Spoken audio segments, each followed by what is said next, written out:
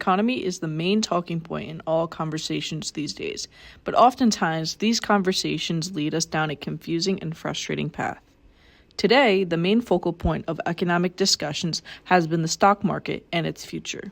So over the last few weeks, we've had a significant stock market sell-off, and it has a lot to do with just, a lot of uncertainty, nervousness about some of the things that are coming out of the federal government, right? And that can, things that come out can be frustrating or exciting. I mean, depends on which kind of side you sit on, right? But the market itself does not like uncertainty. Jason Nickerson is the Chief Operating Officer and a financial advisor at John G. Ullman Associates Incorporated with nearly 27 years of experience.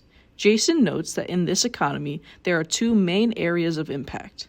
Two major economic areas that are impacting the day-to-day consumer and small businesses are interest rates and inflation. And those two things tend to go hand in hand. While the Federal Reserve has stated what their inflation target is, and they've taken interest rate actions by raising rates to try and bring that down, we're all still feeling this, right, in the core areas that we tend to spend our money on a day-to-day basis. I call it food and fuel. While inflation is hitting the average American in many different ways, Jason says that there are ways to combat it as a consumer. We can't control inflation overall. We can't control interest rates. That's not within our control.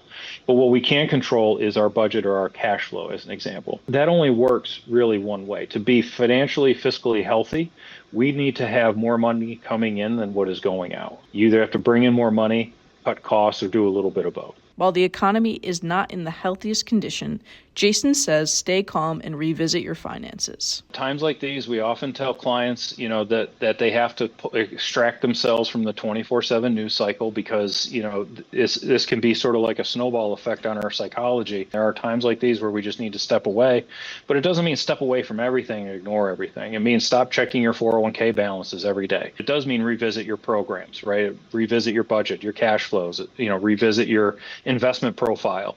Make sure that you are allocated to the appropriate risk level.